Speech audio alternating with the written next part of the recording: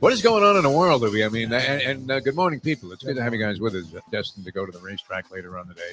You know, and Mayo's good. I mean, he keeps bringing those Friday and Saturday forms. Although, one thing I find, and I love Tony Screno, but he always ends up taking like the Saturday racing form. Oh, does he?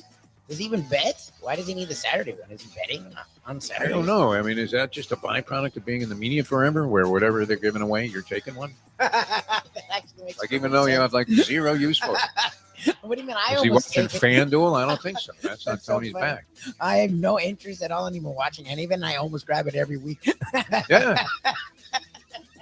It's insane, isn't it? Right? You wouldn't know how to read it anyway, right? I mean, look, it's no shame if you have never looked at a racing form. You look at it, it's like, what the fuck is this? That's probably the worst move that you can make in any kind of relationship. Try to teach your girlfriend to read the racing form. Not that she's incapable. No. Now, here's the thing. If she already knows everything about the form and she's pointing out things to you on the first date, oh, that's great. How do you feel about that woman? Yeah, it's amazing. But is she ever going to buy your bullshit when she's already surpassed you in terms of her degenerate levels, which would be the ultimate test? Because I like that when, you're with somebody. Now, this is only in my fantasies, Libby. Where you're with a woman at the track and she says, can you believe this, Christoph? Come on, man. Oh, yeah. This is the second time he's put blinkers on this horse, and guess what happened both times? Finished last. Then he has the barn send in a bunch of money, so the horse is 4 to 5 every flash, and you know what happens with 4 to 5 favorites. People believe in them. The time. Wake up with Defo, joined by Lubie. Welcome to the Defo Show.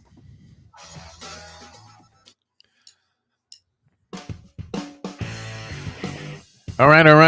Very pleasant. Good morning, everybody. Great to be with you here at the Defo Show. Jeff DeForest, Mike Lubitz with you here on South Florida Live. And, of course, we do transmit some of this to Scoop Skolnick's fine outfit, the 5 Reasons Sports Network. And that's particularly appropriate today because guess who's going to join us later on in the program, Lubie? Well, you would know. You set it up. Yes, sir. And that would be one Ethan Scoop Skolnick of 5 Reasons who, I mean, you talk about doing a deep dive into the Miami Heat. And the NBA, for that matter, not just contemporary NBA, but even historically, going all the way back. You could ask him about Ren Auerbach, and this guy knows everything about what kind of cigar he was lighting up there when he sent Hank Finkel into the game as a human victory cigar. Ethan Scoop Skolnick later on in the program, so that should be a lot of fun. He playing some great basketball, kind of. Flying a little below. Is it possible to be playing very well, and still fly below the local sports wire? Oh, yeah. Or is it that we're not as in touch and on top of these things as we used to be? Is there a buzz around town about the Miami Heat outside of the so-called Heat Nation? Are people starting to get into it? Because you are attributing some championship caliber qualities to the Miami Heat. I think you firmly believe, Lubie, that they are no worse than the third best team in the Eastern Conference, even as we speak. What do you think? I mean, I feel like I don't know if they'll get to the 3 seed because of just, I guess, with the Bucks and the Cavs, the Bucks are playing better basketball and the Cavs have played pretty good all year. So I don't know if they'll get to the 3, but yeah, I think when it comes to teams that can take out the Celtics, it's Bucks and Heat. And that's really in the East. And then the West, I think the Thunder would be interesting. And then I think the Nuggets would beat them in 4 or 5. But in the Eastern Conference, I think the Heat have shown they play the Celtics really well. And it feels like they're a little bit different this year with a guy like Jaime Jaquez Jr. And then you insert a Jovic. Yeah, he's not lighting the world on fire, but he's a bigger dude. He rebounds, he can ball handle, he can stretch the floor. He gives you a little bit more size, which they've been missing. And then they added a Rozier, who's a guy who can score at will and lead the offense that they did not. I mean, Vincent wasn't that guy. And Lowry for the Heat wasn't that guy. So they are a little bit different team. So yeah, I think it's the Bucks and the Heat. I think they'll find themselves in a top 5 seed, but I could see them being that one of those teams that the Celtics do not want to play. I have to admit, I've been so enthralled with the combine and mock draft possibilities that I've been watching the Heat. Obviously, there wasn't much to take away from the combine. Lubie's Combine Chronicles, brilliant yesterday. When you characterize the whole thing as a waste of time, that was great. Well, I like the receivers. I just think the 40 only matters so much. Like, I think you need to look at the whole thing. It's one of the only relatable things, though. I guess, you can take something tangible away from a guy's vertical leap. Mm-hmm. But really, I mean, there's infinite, differences in, very minute differences. One guy jumps, what would be a reasonable vertical leap. Now you're talking to a guy. Literally, you could not slide a piece of paper underneath my vertical leap at the height of my athleticism. At the height, we'll be talking about as a 20-year-old. I never got off the ground more than a half an inch. You think you're jumping. Isn't that the weird thing? You think you're jumping. But you're not. You're not leaving the ground. And it's especially evident now when maybe you're coming to the net and a guy hits a ball that goes a little bit above the shoulder and you think it's going to land in. So you take a shot and you think you're jumping, but you don't leave the ground and you still pull both Achilles. Oh, God. It's horrible, Lubie. By the way, I made my return to the courts last night. Nice. I wouldn't say I was particularly triumphant, but nonetheless, the footwork, I mean, you talk about being a klutz. I felt like that guy Golden from FAU in his first season, in his freshman year, just Jean Pachulia, tripping over your own feet, trying to figure out, how do I get to Kauai?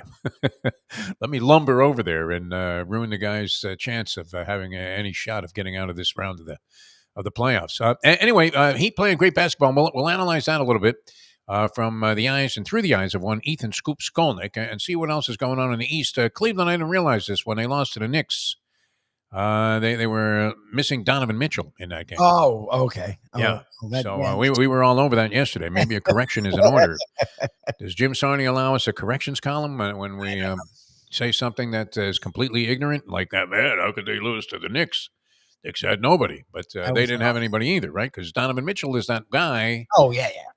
That you need, which, as you were talking about yesterday with regard to the Denver Nuggets, that they have components that give them the kind of diversity and versatility you need to be a championship caliber team, right? Because you do need that one guy, that dynamic guy that can freelance on the outside and create all kinds of opportunities for himself and others.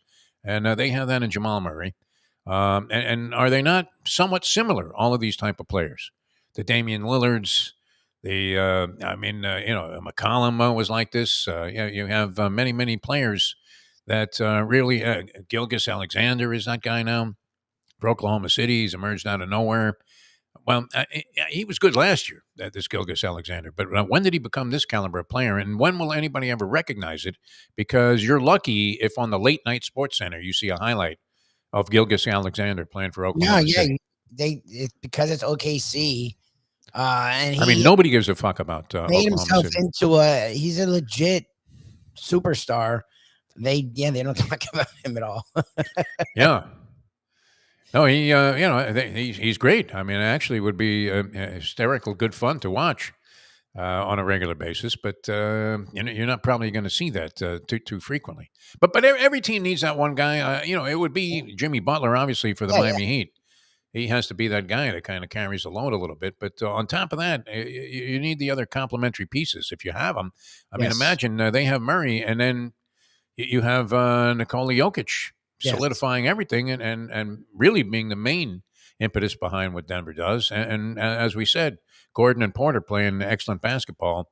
You were right. Porter just disappeared in the finals there against the Miami Heat. So we didn't get a real indication, and they still handled the Heat. Yes. But without too much difficulty, with relative ease. But we'll get into that a bit later on. NBA getting very exciting as you come down a stretch, jockeying for position. It appears the Heat will be in better shape this year in spite of the fact that they've gone through far more adversity this year than they did last year. Did they not? I mean, in terms of injuries, and you had a variety of different people in and out of the lineup all season long. Jimmy Butler, Tyler Hero, and others. They made some changes to the roster.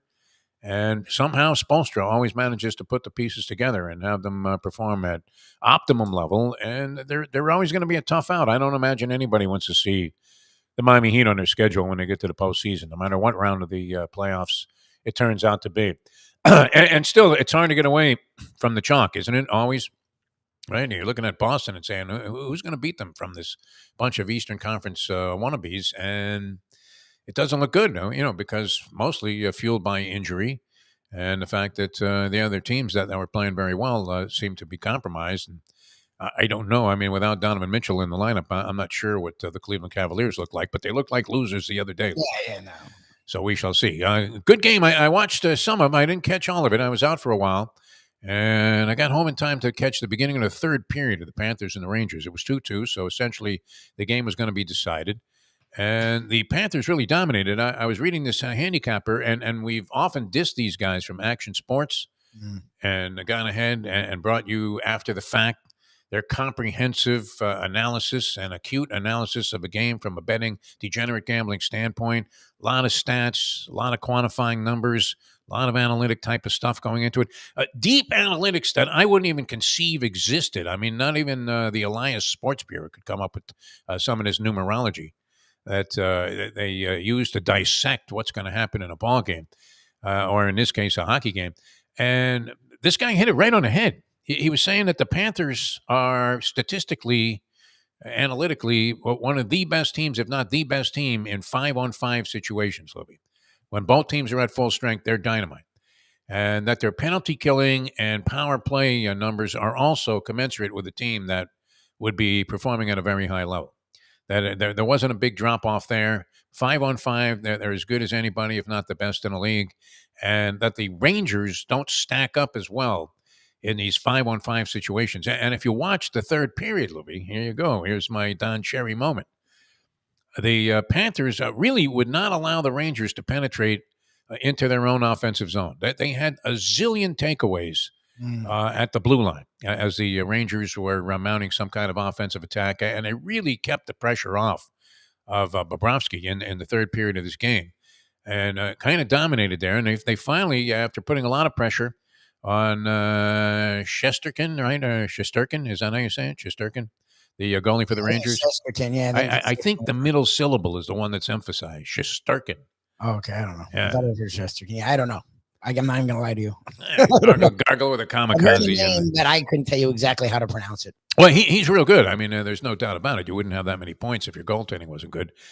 You rarely see a guy that is just a bumbling fool in the pipes, as Bobrovsky was his first year with the Florida Panthers after getting the big money. And I remember seeing a very knowledgeable insider with the Panthers, and he was implying to me, just kind of casually, that maybe the money's weighing him down. I think he had problems. I mean, did you think that he needed some kind of retina surgery or something? I think the guy was seeing triple. Not even double, triple. 3 pucks coming at him at once. Which one do I stop? I don't know. Good guy, though, Bobrovsky. And you know what? It's nice to see where a guy looks like he's lost it and then he gets it together, Lubie. Do you admire that as a sporting narrative? Yes, that's great. I love that. I always like that. Yeah, when everybody's giving up on a guy, they're throwing in the towel, he's perceived as a bum. He was the punchline of every joke. In his first year with the Panthers, everybody thought that Dale Talon made just a giant franchise crippling blunder, Lubie. As they signed this guy for $10 million a year, and they were stuck with him for 7 years, and it looked like a disaster, didn't it? But since he bounced back from this injury that he had last year, where I mean, he was shaky last year for a lot of the season, wasn't he? The early portion of the year, I mean, they were looking at other guys, and then took that backup nondescript scrub who we don't even remember his name. Came in, he's not even with the team anymore. No. Came in and got that run going, and then they sort of moved into a position where they literally had to wait till the last day of the regular season to qualify for the postseason, and then they make this remarkable run, and the next thing you know, they're the best team in hockey. Pretty amazing, huh? What was Dale Talon doing all of those years, Lubie? That's a great question. This guy's here like 2 years. All of a sudden, they're in the Stanley Cup final and they're the best team in the league the next year in the regular season. We had this genius, Dale Talon, who had orchestrated and architected, many, many great teams. And, I mean, how many years was he here? He was here like 20 years. He had to have pictures of somebody, no? Vinny Viola, you think he had pictures of Viola? Viola still owns the team, right? Vinny Viola and that whole crew? Yes. Oh, all right. Oh, beautiful. This is great. Well, we don't even have to show how little we know about hockey because we can bring on Scoop Skolnick here. Scoop, thanks for bailing us out, man. Yeah. How you say I know less? Come on, don't do that to me. No, you're all over it with 5 reasons. You got 100 guys covering the Panthers, don't you? In fact, did you have people covering FAU by any chance at this game the other day against Tulane? Was that were there from some 5 reasons people? We did not, but we will do some coverage of FAU as they move into the tournament. But no, we do it. We do cover the Panthers. Alex Baumgartner does a great job. He's our primary person covering them. He's at all the home games. We actually cover them more than the local newspapers do. So, yeah, well, at least one of the local newspapers. Yeah. No, no, it's amazing that they don't have beat writers. Jim Sarney was bemoaning the fact that I they don't know. have beat writers for this stuff, and I'm like, well, what a shame. I mean, there's so many different things happening. So it's so good. I mean, you picked up the ball and you're running with it, and it's been very fortuitous that you went ahead and made this move, which was fantastic. I will say this: you would have been heartened by it. I ended up, believe it or not, going to the press conference after the game. I hadn't been to an FAU game. I think I Really? might have called one, for Sunshine Network when it first came into existence, circa early '90s. But yeah, I hadn't been there. I got caught up a little bit in the run. We've talked to Dusty May. He seems Mhm. brilliant and destined for maybe richer and greener pastures next year. But it's amazing to think that a Final Four program emerged from that situation. And then B, you would have been very impressed with the young press corps that was on hand. Yes. And you work with a lot of these young guys, which is great, Scoop. But it was a well-run, well-organized press conference where I'd say 10 different guys rattled off relevant questions to the coach, and none of them asked my question, which I was afraid to because I didn't want to, interrupt the flow of things. Can you really be satisfied with a win, no cover? None of them even went in that direction. But very impressive. It was Stunning. nice to see these young kids doing it like that. Yeah, no, well, the first thing you mentioned though, the fact that a program like that emerged in Boca Raton of all places, Yeah. across from the J. Alexanders and the PF Changs, is remarkable. And I was there for training camp this year for the Heat, and it's just, I mean, it's not Duke, it's not North Carolina. No, I mean, no. let's just, hey, wait, there's some parking in the back, and where do you walk up the steps, and that's it. There's nothing there.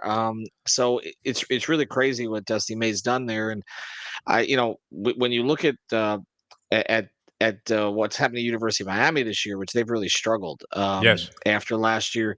I give credit to FAU for sustaining it from last season, because I think both of them were kind of in that 9 to 20 range in terms of preseason rankings, Yep, but yep. only FAU has held up. So it's been a great story. And when I was there for camp, I watched Spo and Pat walk up and chat with Dusty for a little while, and seemed totally engaged in it. Spo loves those conversations with college coaches and other coaches around. So I give them a hell of a lot of credit. I do. It's been a great story. You get the feeling we've spoken with Dusty May a couple of times, and once on a little bit more of a casual level than just coming on for an interview, where he tends to be sort of cliche oriented. I don't know, very much like Mike Norvell at Hmm. FSU, where you get the sense this is a good guy and he wants to talk to you, but he's not really saying anything that's be going to be earth shattering in terms of your understanding of the game or the program. But what a polished guy! I mean, he's very impressive, Hmm. very Spolstra like, is he not?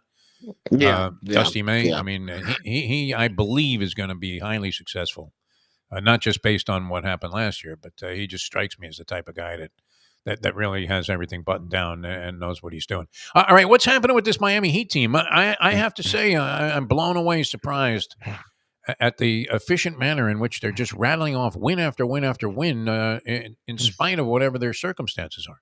It's been pretty amazing so far this year, would you say? Yeah, well, I tweeted this last night. They and the Panthers are doing the thing again, Yeah. where they start to turn up around this time of year. Panthers are 17-2 in their last 19, and the Heat are 11-3, and it should be 12-3 after tonight. They got Detroit coming in. They've got Detroit and Washington 5 times this month. Ooh. Wow. So they can rack up some wins here, and they got a couple challenging games. They go to OKC on Friday, and they have a game in Dallas. Mavs aren't playing well, but that should be. It's always challenging for them to go into Dallas. They've got Denver at home coming up in about a week and a half, but they otherwise their schedule is getting softer, and so they've gotten through the worst of it. And hopefully for them, the worst of it with the injuries. Now they don't have Hero, Love, and Richardson again tonight. But honestly, they've got 11 to 12 rotation players now. So when they're missing three, it's not really the end of the world. And in some ways, it makes things easier. They've played better without a full roster this year than they have with a full roster. And that's going to lead to some questions when everybody's healthy again and they get in the playoff series and how they integrate, particularly 14 back into the mix and kind of figure out who's closing. We did a podcast last night on 5 on the Floor. Who are the guaranteed closers on this team? Because that's all they care about. They don't care about the starters. They care about the closers, and fans fixate on the starters. But the Heat, that's not the direction that they go. And it's Bam, it's Jimmy, and beyond that, I mean, it could be any of 5 or 6 different people. I think it could be Jaquez. Caleb Martin has picked up his play a lot over the past month. Tyler obviously is a discussion point. Duncan, so they and Rozier. So they have a lot of different options that they could go. And I said in the preseason that this team is deeper than last year's team, and it's deeper now than it was at the beginning of the season because they've added Rozier, they've added DeLon Wright, and we've seen the emergence of Jaquez and now Jovic. And so it's. I like their team a lot. I think, and to me, it just came down to one thing. And I said this before the All-Star break: what Jimmy are they getting? Yep. If they're going to get the Jimmy they get lately, if that is still in him, they can play with anybody, and Boston does not want to see them. If they're going to get the Jimmy who kind of takes nights or halves off, then, and I'm not talking about full games off, they're better when he doesn't play than when he plays and half-asses it. If they're going to get that Jimmy, they can't hang with anyone because the rest of the team falls apart. So they've gotten the Jimmy lately, and he's on a ramp up like he was last year. It looks like he hasn't lost a step. And like I said, he is the one guy, if you ask Celtics fans, you can see this on Twitter right now, Celtics media, he's the only person that they're afraid of in the Eastern Conference. And that's so we'll see if they match up in the playoffs, what that looks like. Has anybody determined? I mean, is it psychological stuff? What is it? What happens with him?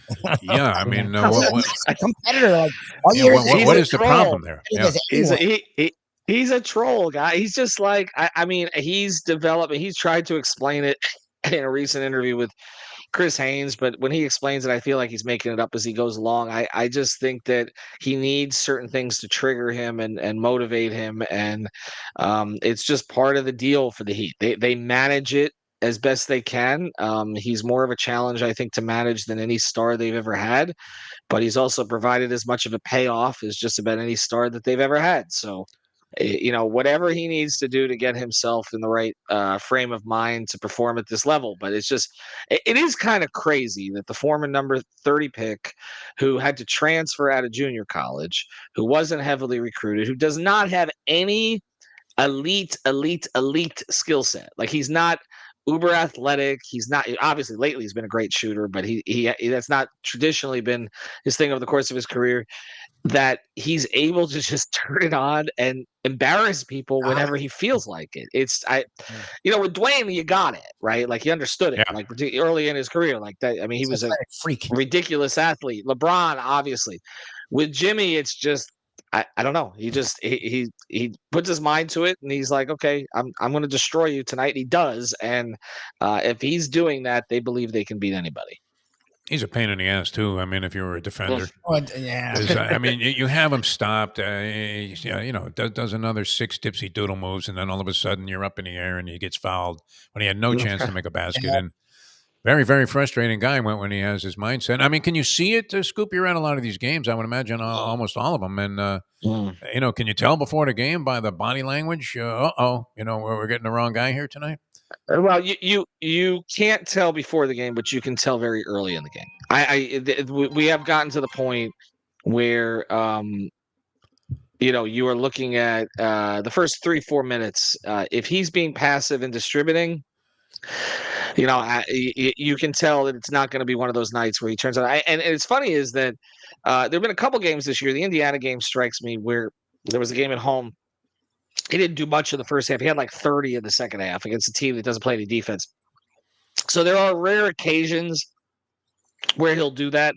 But otherwise, you do know in the first 3 or 4 minutes. Like you get a sense of it, and whether or not he's going to fully engage. And Spo's trying to manage the minutes a little differently. He's always done the thing where he brings him in with like between 6 to 8 minutes left in the fourth. He's started some fourth quarters lately. Like you can tell that Spo is experimenting with some things. That's part of the Jovic starting lineup that they've done of late.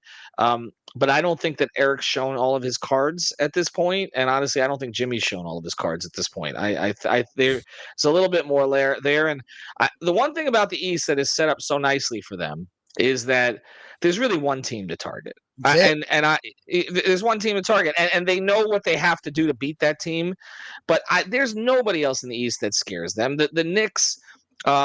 Looked good, but they can't stay healthy now. Like, and Tibbs is going to run the other guys into the ground before they get healthy. And Cleveland is now falling apart physically. Now Mitchell's hurt. Now Strus is finally missing some time. Philadelphia, obviously, without Embiid, they're trying, but I don't see how they can stay above water in their situation. And Milwaukee, look, they've had some games where the individual talent of Giannis and Lillard has taken over, but there's clear cracks with that team, and the head coach is no match for Eric Spoelstra. So I don't feel like it's Boston. It's just Boston, and it doesn't matter when they play them. They're going to see them in the East, and if they win that series, they'll be back in the finals again. Wow. You sort of touched on Hero. You said number 14, and it's funny when he's played, he's put up good numbers, and they've been up and down when he's played. But again, this thing where he misses a lot of games is rearing its ugly head, and it's happening again near the end of the year as well, when they thought, okay, he missed early because of the injury last year, but he's going to play. And then the last couple weeks, he's been in and out of the lineup. Like, you sort of were like, you didn't call him by name. You said number 14. Because he's so polarizing. It's like, I feel like he's the Tua of the Heat. And I feel like if I say Hero, we're all going to be struck down, by millions on Twitter. So I've just gone to the number.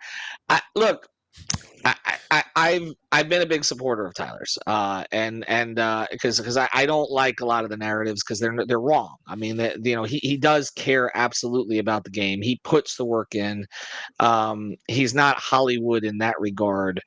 And a lot of the injuries have not been his fault. I mean, they're not injury-prone injuries, like diving for a loose ball and breaking your hand like that. Lubie blames him on that. I was frustrated. He says, "Why is he hustling now?"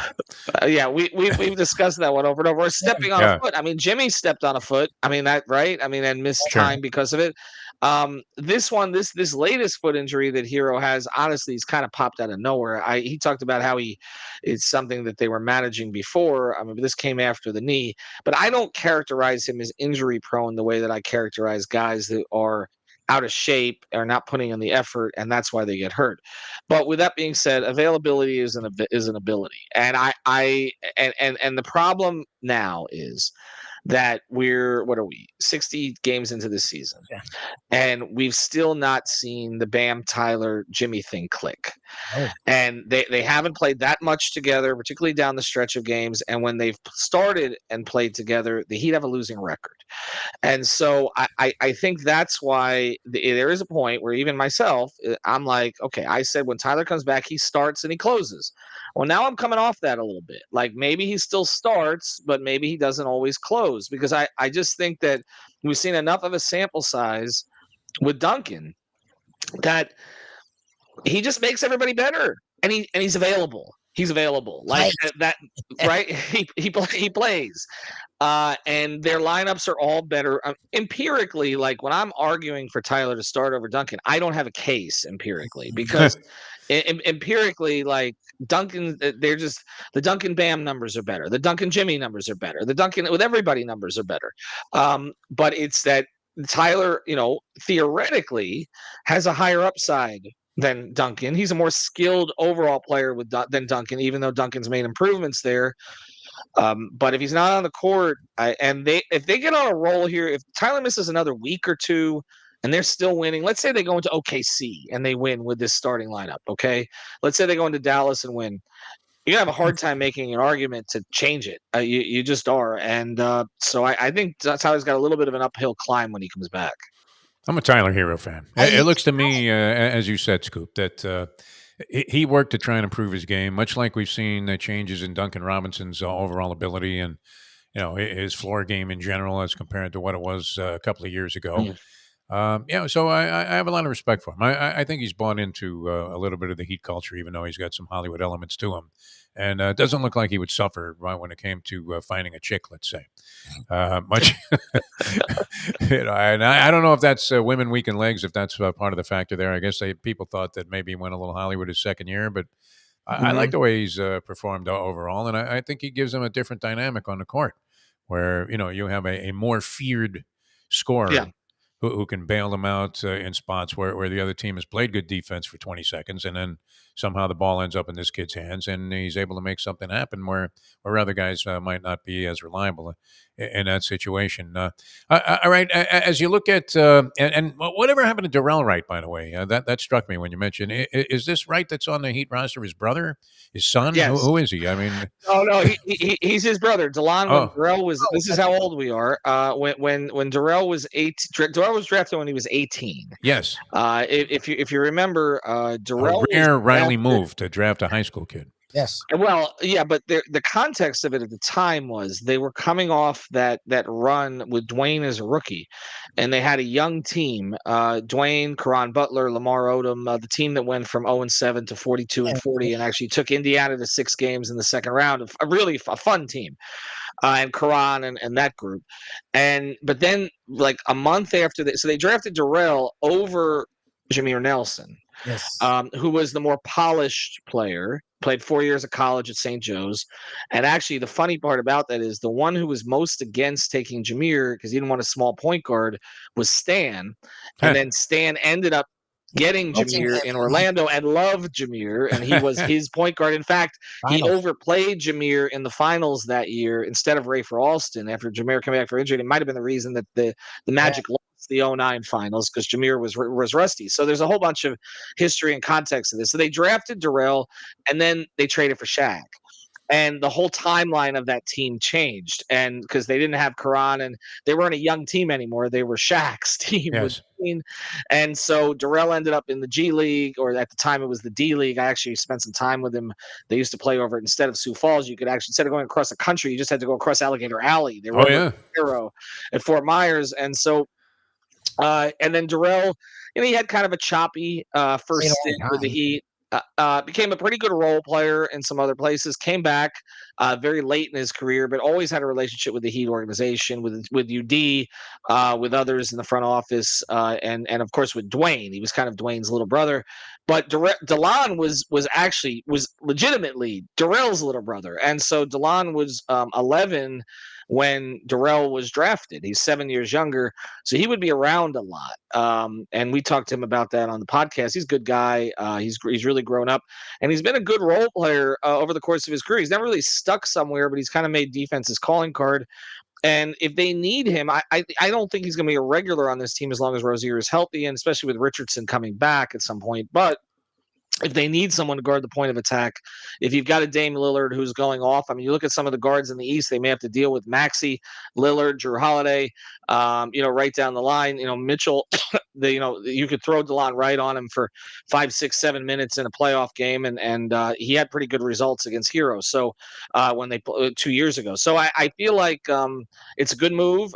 He wants to be here, and he seems like a good guy who fits right into their quote unquote culture. So I was in favor of it, but yeah, it just honestly the whole thing, Defo, just makes me feel ancient because I mean, he was 11 years old. Like, he was 11, literally 11 years old hanging out. It's just like Tim Hardaway Jr. I remember Timmy Jr. running around, Zoe's kid running around. Now, Zoe's kid's like too old for G League now. Like, we've all got. What happened at the time, Scoop? Yeah, exactly. Yeah, exactly. Have you been to Sioux Falls? I would imagine. I want to say yes to this. That you've probably in your adventures of trying to find the story. No, never been. No, I have not. I was told by Mike Miller, who was actually born there, that they have a great Applebee's. It's better than most Applebee's around the country. And it's fucking freezing there. I mean, all the time. Well, that too, it is that, and that's basically the town hall. So I've really not had a desire to go to Super Bowls. Well, I will say it's one of the 5 states in the country I've not been to, so I probably should make it up there at some point, or not. Well, and it was great. I was watching a little feature, one of these Inside the Heat things one night, and they were talking about these two-way players that go to Sioux Falls, and you just mentioned they used to be like right across the Alligator Alley there, which I would imagine would be far more desirable from an environmental standpoint. Because I mean, you have to feel like you were released, like Navalny would have been released from Siberia. When you end up getting the call that they need you for 10 days in Miami as opposed to being in Sioux Falls. How does that work, by the way, where a guy is on a two-way deal? Can you explain that for our many listeners out there, including me? What the hell is going on with that? What is well, there's a certain number of games that you can be with the active team. So with the big club. Okay. I think it's 50 now before you have to convert the player. So that's why you see a lot of this shuttling back and forth. The Heat were very much in favor, and they pushed the league to go from 2 to 3 in terms of how many two ways that you get. So it's a much bigger roster than it used to be, because it used to be 12 and that was it. And now it's 15 and you get the 3 two ways. So it's like when Heat fans are sitting here complaining about the Heat not using the last roster spot because they're trying to stay, because that little, the $10,000 is going to push the Heat over the salary tax or the luxury tax or the second apron or whatever, and create all these consequences. And Heat fans are complaining. I'm like, you're talking about like the 18th guy. Like, I mean, seriously, like if we're, I mean, like everybody was pissed about UD taking that spot all those years, and like this year when they had the 7-game losing streak, like you would have liked to have had UD in the locker room to kick someone's ass. Essentially, it would have been worth giving him that roster spot. So people make a big deal of that stuff, but I mean the Heat like it because they like the flexibility of having these additional players that they can develop and not lose. Because what was happening was it wasn't like baseball where you essentially owned the players' rights. Like you didn't own, like Sioux Falls has a ton of guys the Heat are looking at, but they just lost one. Like Jamari Bouye, who was in their summer league, who they liked, but didn't like enough, it feels like. They didn't give him one of the two ways. They had one before, he went to Portland, signed with them briefly on a 10-day, came back. They put him on a two-way. Excuse me, they didn't put him on a two-way, but they put him in Sioux Falls, and he just got signed by San Antonio on a two-way, and now Heat fans are freaked out that he and Wemby are going to be the next great duo in the league.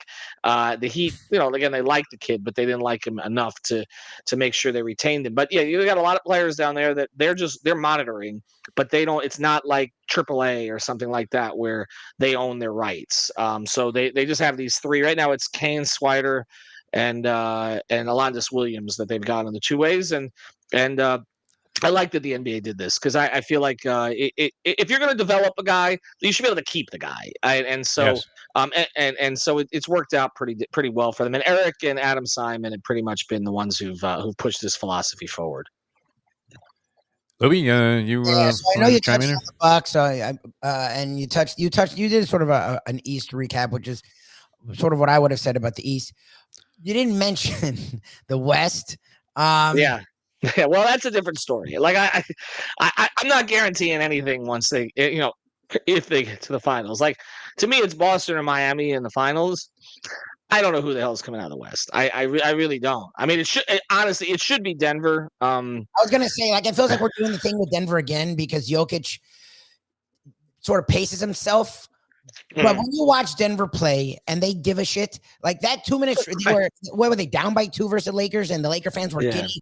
And in 2 minutes, I think personally went on a 13-0 run because, again, remember, he's a great passer, so he doesn't give a shit about scoring.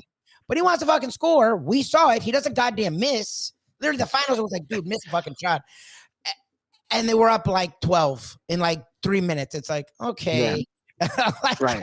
I watch them and it's like, and the Thunder, I give them credit, and they're not just some young team. They are deep. They play defense. SGA is a legit top 5 player now. But you watch the Nuggets and it's like, that's what I thought the Heat were going to be. Like they just, when they want to win, it seems like it's hard for me to fathom who the hell is going to beat them. Like that's sort of my problem.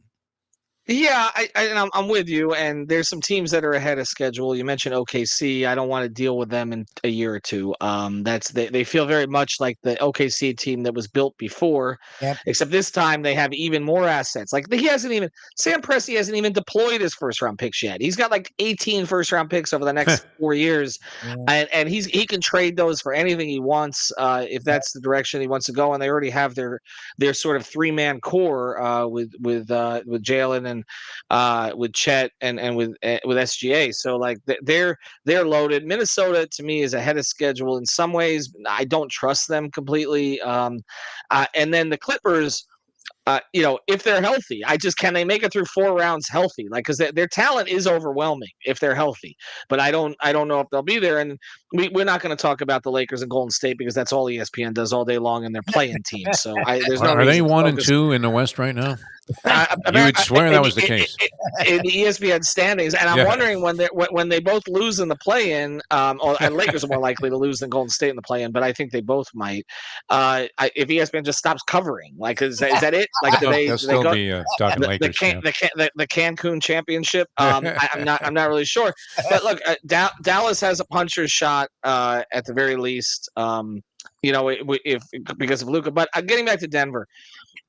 I was a little surprised that they didn't upgrade the bench at all, and to me, that's because if you look at they only played 8 last year, really, and of the 8 they played 2 left. Jeff Green and Bruce Brown left, and they've replaced them with young guys who've done a good job. Like they're kind of doing the Heat thing, like what the Heat did with Jaquez, where they're drafting NBA ready guys late in the first round, and they're collecting those picks, and they're figuring, let's get these guys on their rookie contracts because, as you said, Jokic makes everybody better, so he's going to accelerate their timeline. Yep. But their depth is a question to me, and I think that, and look, Jamal has had trouble staying healthy. Yep. You talk about Hero, but it's been more significant injuries with Murray, and if he gets hurt, they're done.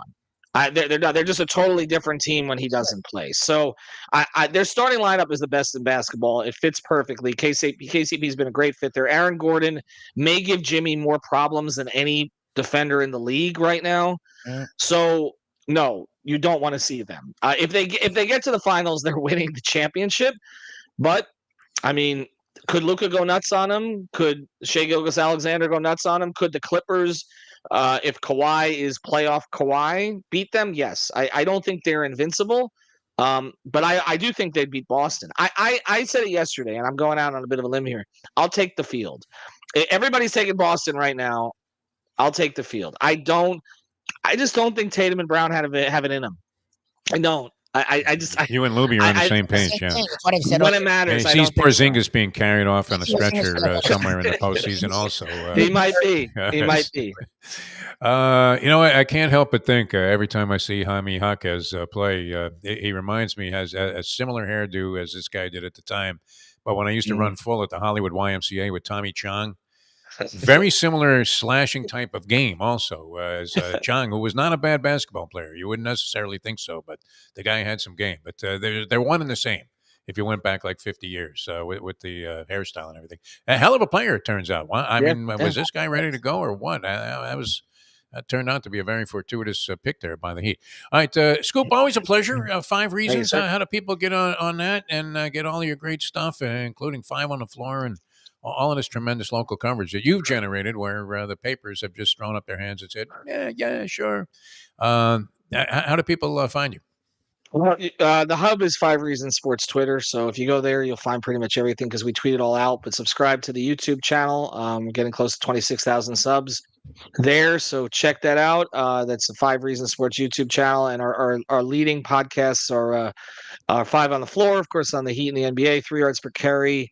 On the Dolphins, also All Dolphins podcast. We added that one to our menu with Alan Poupart and Omar Kelly. That's now under our umbrella. And we've got Messi and Company is our Inter Miami podcast, but by the name you can tell what they're talking about most of the time. By the way, the local paper doesn't cover them either. Isn't Did that you know amazing? Yeah. I mean, it's a big story. I mean, I don't want to get into a whole thing with Sardi on this because Sardi will ask me why I'm not covering like the women's pickleball Does he do this to championships you? because Yeah, that's what yeah, And I don't feel so bad about it. Yeah. no, he does it to me all the time, and I love Jim. I love Jim, and my daughter we loves do Jim. too. But here's the thing: it's like when he's asking why. I mean, like I do have to bring in some views and revenue at some point. Like the Heat and Dolphins stuff is gonna do better than yeah. And I'm a tennis fan, so I get it with Sarni. I understand it. Like I like a lot of the things he likes, but I just you gotta play the hits sometimes. But unlike the Vapors, we do cover the other stuff too. We do cover the women's junior varsity spearfishing from Costa Rica. He's telling me to set my alarm at 3:45 in the morning to make sure we have someone there. I mean, obscure soccer game. I mean, he's a trip like that. Okay, so I feel better now that he does that to you too, because no, he's saying that we don't talk about anything but football, and there's something wrong with the program as a result. But I mean, we're not doing features on Caitlin Clark's backup who never sees the floor. Right. I mean, at a certain point, Taylor Swift's going to play the hits, right? Like you got to. That's it. I mean, what's going to make me some money out of this? Exactly. Thank you. That you just said. I didn't want to say that, but that's it. Yeah. 99% of our revenue is Heat and Dolphins, but I will say that the Panthers are making that interesting. So I get a lot of they'll credit. catch on late if they get to the finals again. People will have Panther fever, and they'll be all throwing rats again, and the dollar store will see its stock go up.